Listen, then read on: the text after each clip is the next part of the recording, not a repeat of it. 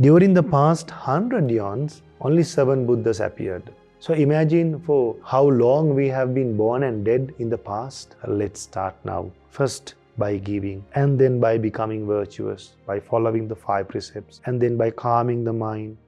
Namo Buddhaya, 𝘘-𝗺𝗶𝗹 𝙤𝙾. So we are continuing the series of teaching you how long we have been coming in this long journey of samsara, being born and dead. So there's a sutta called 𝑠āsapa Sutta, and this is about a mustard seed. One day a bhikkhu came to the Buddha and asked the Blessed One how long the yawn is. A yawn is a period to explain how long we have spent this samsara, and out of this long journey, yawn is also a very small time that we have spent. Now for an example, if someone kills a mother or father, he will be born in the hell for a yawn. That is the length. So one day a bhikkhu came to the Buddha and asked, Bhante, how long is a yawn? Then the Buddha said, a yawn is very long. It's hard to say this much of years, and it is 100 years or 1,000 years or 100,000 years. It's hard to say by years. Then since it's hard to explain and it is impossible to explain in years, this bhikkhu asked whether it's possible to explain through an example. Then the Buddha said, yes, I will explain through an example. That's possible. Then the Buddha says, suppose there is a city surrounded by an iron wall. This iron wall, if you take the length and the width,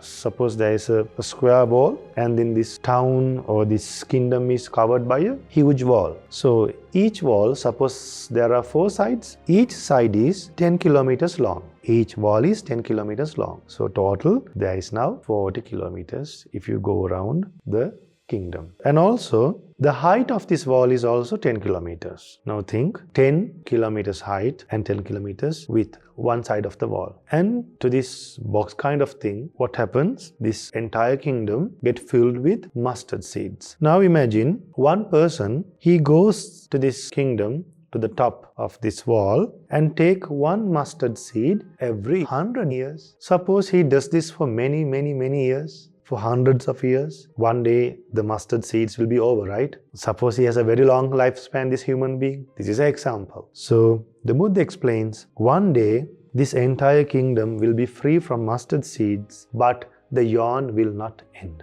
But the yawn will not end. That's why we should be very careful. If someone kills the mother or father, he will be gone to the hell for a yawn. And there's no way of correcting it. There's no solution for it.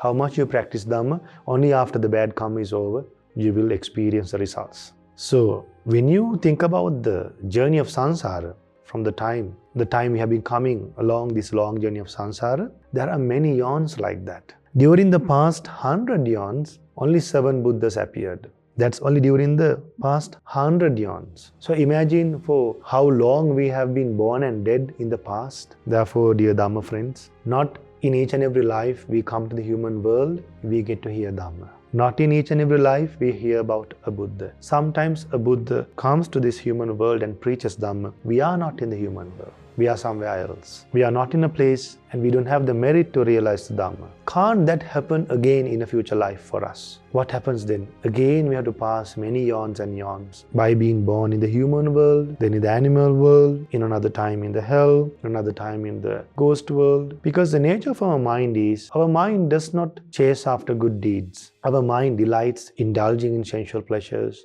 and not to be truthful always. Our mind is not truthful. Our mind is not humble. We are not open. Our nature of our mind is, we are trained to complain a lot, and we need a lot. We are not satisfied.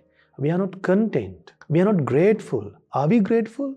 Are we at least grateful for our parents? Think we are 50 years. Though we are 50 years, though we have children, are you still grateful for your parents? Have we done what parents have done for us in return to the parents? No. So if we can become so ungrateful and so greedy, and a life without qualities, without any guidelines, without a proper practice of mindfulness, how would we live a happy life in a future birth? And also think, when we are born without wisdom, we will grow like a cow that has a lot of muscles and very huge, but no wisdom. And think and live in a materialistic world without no wisdom, just overcoming fear and sorrow through sensual pleasures, and one day die with a confused mind. and also be born with a confused mind without knowing what to do as a human being. When you learn these teachings, after you hear these teachings, I believe you will become a human being who has a great hope and who will fulfill the task and